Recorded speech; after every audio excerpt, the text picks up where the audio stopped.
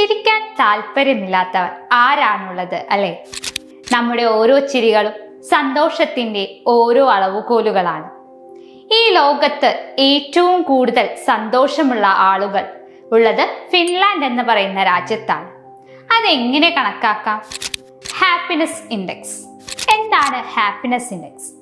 ഒരു രാജ്യത്തെ ജനങ്ങളുടെ സന്തോഷം, ക്ഷേമം, സുസ്ഥിരത, പ്രതിരോധശേഷി എന്നിവ അളക്കുന്ന ഒരു സർവേയാണ് ഹാപ്പിനെസ് ഇൻഡെക്സ് അഥവാ ഗ്ലോബൽ ഹാപ്പിനെസ് റിപ്പോർട്ട്.